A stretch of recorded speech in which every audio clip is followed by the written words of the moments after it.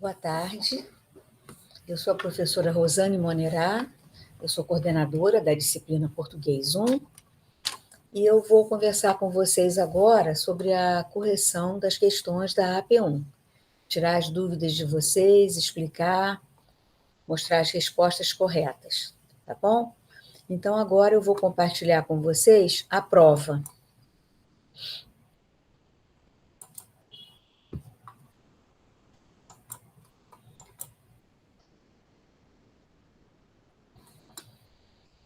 Bom, aí vocês estão vendo a prova, a AP1.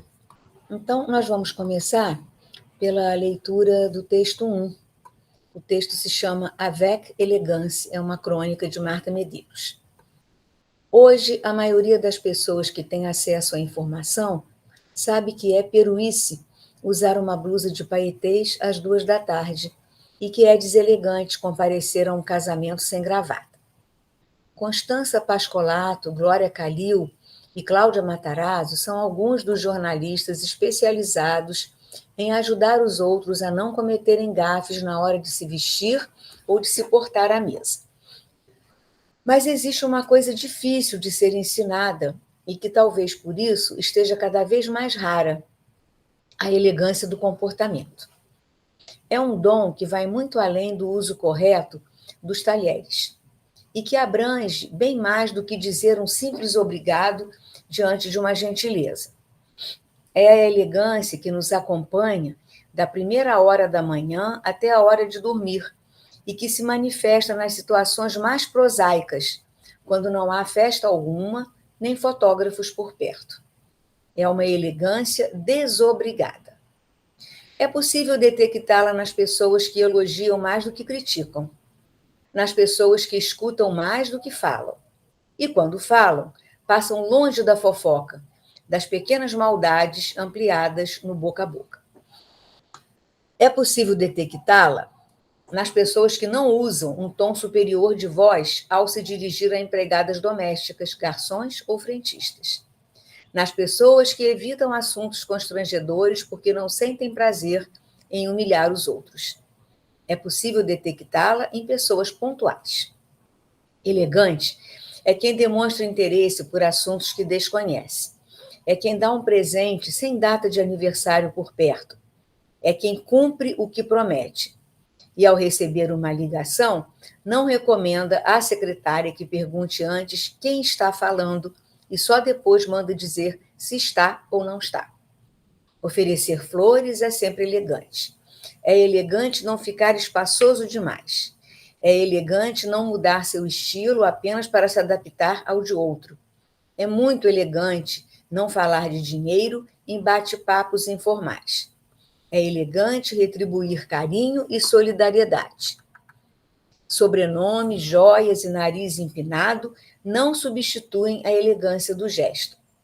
Não há livro que ensine alguém a ter uma visão generosa do mundo, a estar nele de uma forma não arrogante. Pode-se tentar capturar esta delicadeza natural através da observação, mas tentar imitá-la é improdutivo. A saída é desenvolver em si mesmo a arte de conviver, que independe de status social. É só pedir licencinha para o nosso lado brucutu, que acha que com amigo não tem que ter essas frescuras. Se os amigos não merecem uma certa cordialidade, os inimigos é que não irão um dia desfrutá-la. Educação enferruja por falta de uso.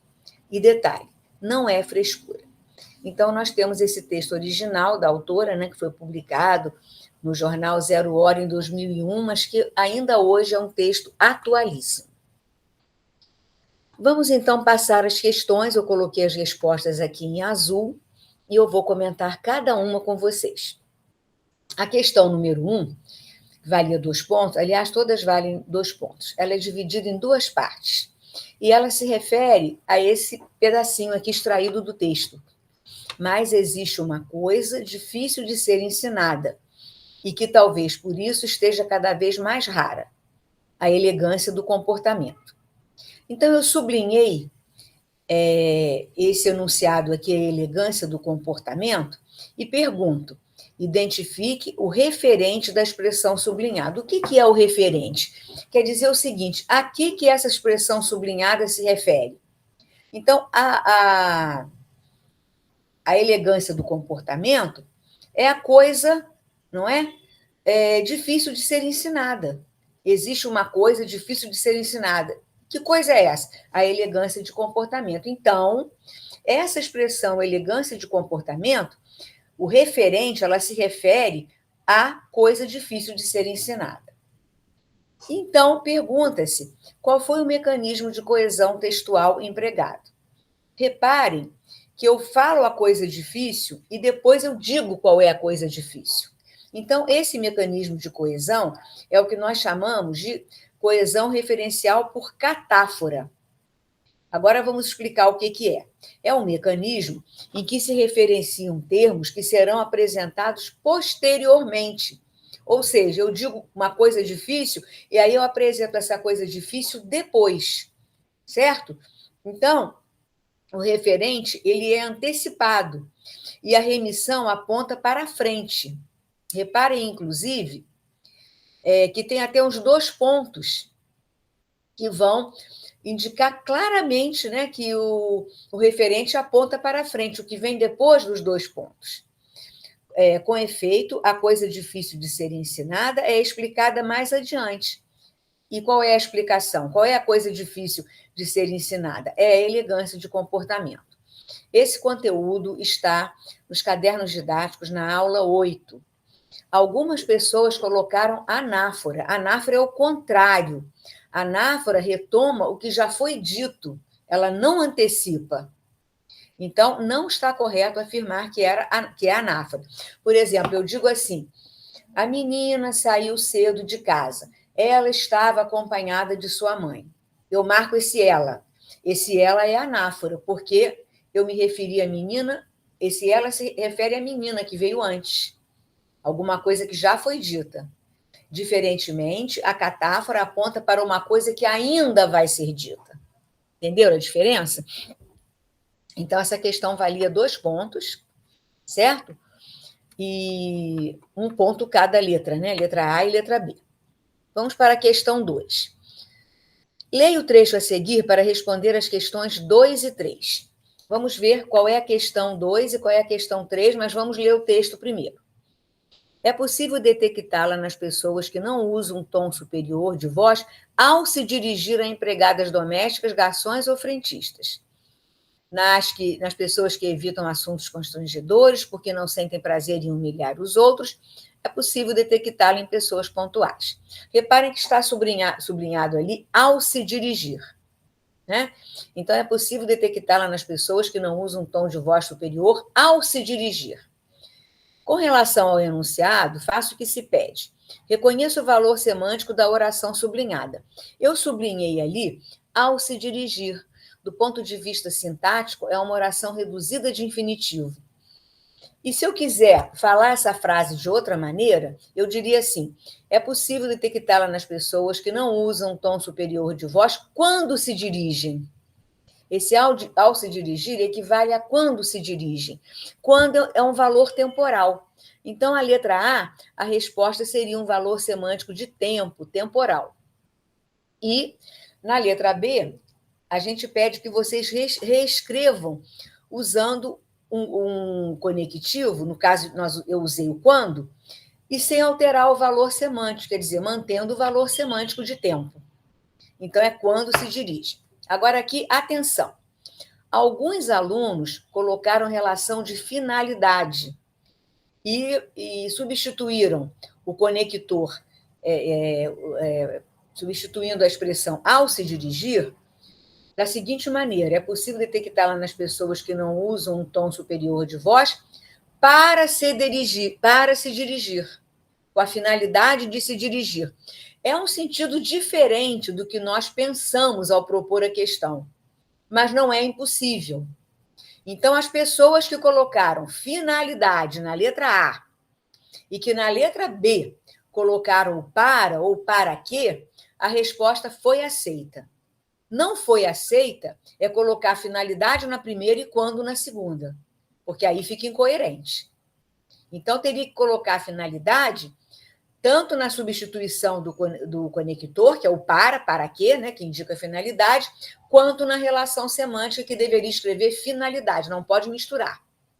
Mas a questão foi pensada em relação à questão temporal, certo? Mas não anulamos a questão de quem respondeu finalidade usou para ou para quê.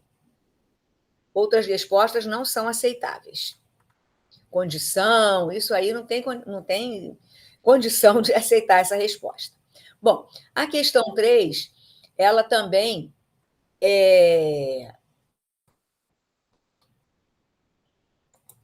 A questão desculpe um pouquinho, porque houve um probleminha aqui no vídeo, né? Vamos continuar. Vamos retornar aqui. A questão 3, é porque eu estou fazendo essa gravação, vou explicar, e eu estou sem ouvinte. Então, o computador perguntou se eu queria continuar a gravação, mesmo estando sem ouvinte.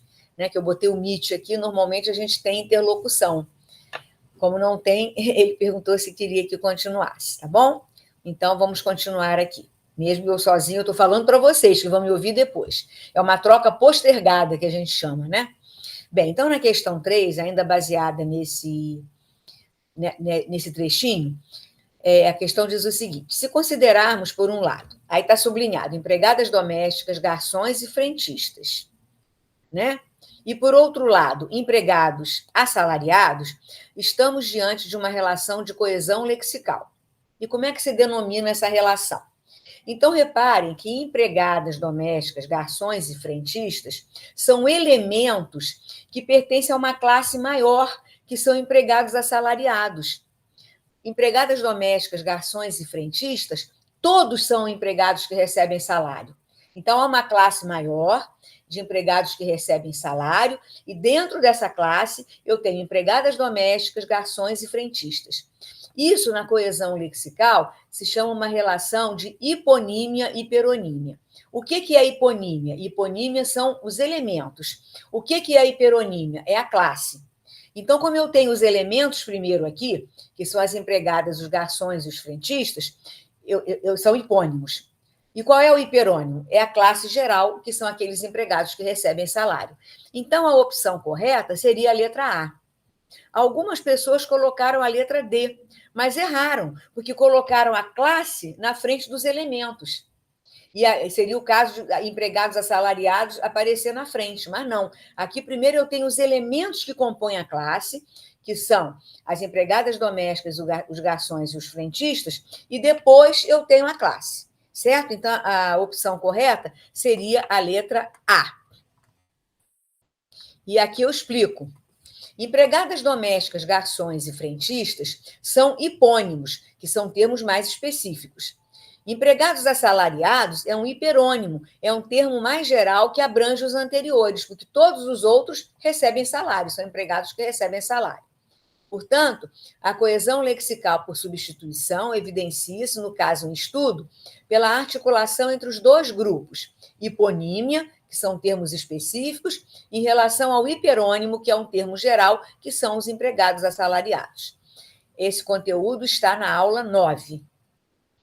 Bom, vamos passar agora para a questão 4. No enunciado ser elegante é a cereja do bolo, evidencia-se que figura de linguagem? Evidencia-se uma metáfora. Então, o que é a metáfora? Quem respondeu só a metáfora ganhou 1 ponto só aqui, certo? A questão valia 2 pontos, mas o segundo ponto era a explicação, o comentário. Houve gente que ganhou 1,5. Quando olhar lá 1,5, é porque a justificativa está incompleta, não está adequada, certo? E quem ganhou 1 só é porque a justificativa estava errada, acertou só metáfora. Vamos ver qual seria a justificativa. A metáfora é uma figura de linguagem que estabelece uma relação de semelhança implícita entre 2 elementos diferentes. Ou seja, ela compara sem usar palavras comparativas. Quais seriam essas palavras comparativas? Como, tal qual, parecido com.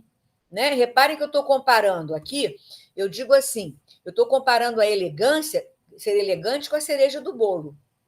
Mas eu não estou usando a conjunção como ali. É elegante como se fosse uma cereja do bolo, que aí seria uma comparação simples, né?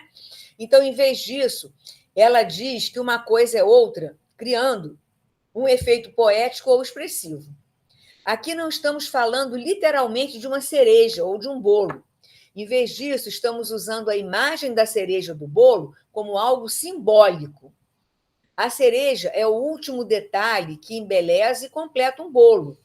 Logo, a frase quer dizer que ser elegante é o toque final, o algo mais, o algo a mais que valoriza uma pessoa ou uma situação, exatamente como a cereja enfeita um bolo. Esse conteúdo está na aula 14. Aí nós passamos aqui para o texto 2, certo? Que vocês têm aqui essa imagem, né? Dizendo o seguinte: não é a aparência, é a essência. Não é o dinheiro, é a educação. Não é a roupa, é a classe. É um texto 2, ele dialoga com o primeiro, né? Quer dizer, não é a aparência que identifica uma pessoa, mas sim a essência da pessoa. Não é o dinheiro que caracteriza uma pessoa, mas a educação que ela tem. E não é a roupa, mas a classe que essa pessoa tem. Isso aí é atribuído àquela estilista francesa, né, Coco Chanel.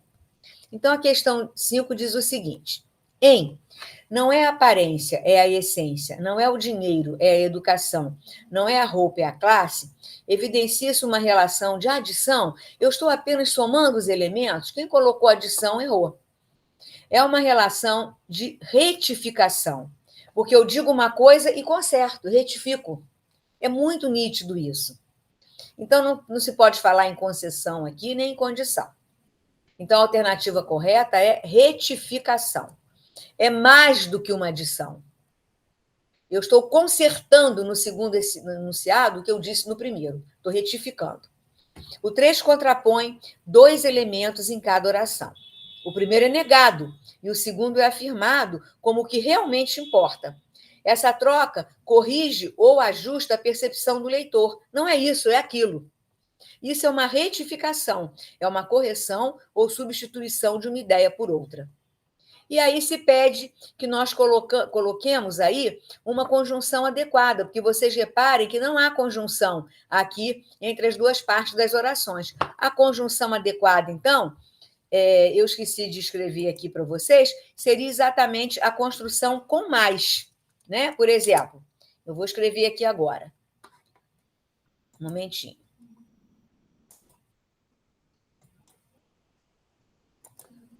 Como eu não escrevi, eu vou escrever agora.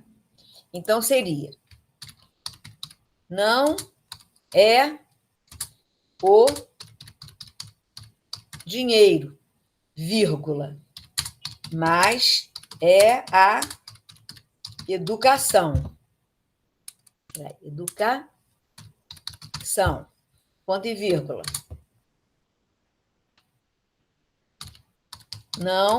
Não é a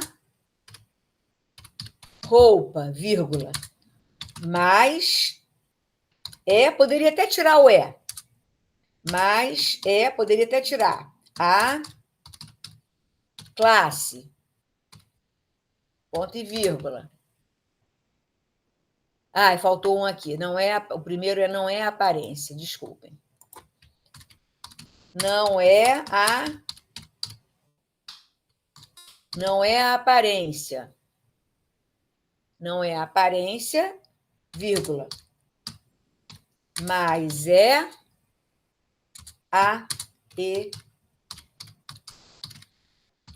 a essência. Então, reparem, não é a aparência, mas é a essência. Estava na outra página. Eu pensei que eu não tivesse escrito, não tem importância então, tá ótimo, tá aqui, ó. Não é a aparência, mas sim a essência, não é o dinheiro, mas sim a educação, não é a roupa, mas sim a classe. Então, reparem aqui, a gente chama esse mais aqui, inclusive, de um mais de retificação, tá? Então, esse conteúdo está na aula 7. Bom, eu espero que vocês tenham entendido, né, as questões da prova, e espero também que essa correção aqui comentada possa ter ajudado vocês a entender, né, o que vocês erraram, e se vocês tiverem alguma dúvida, né, vocês podem nos procurar na plataforma para responder qualquer dúvida de vocês, tá bom? Muito obrigada, agradeço a atenção. Vou agora interromper aqui o nosso compartilhamento.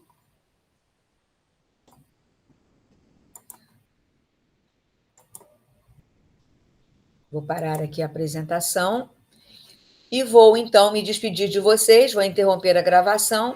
Espero que nós possamos nos encontrar numa outra oportunidade. Muito obrigada, um bom fim de semana a todos. Até breve.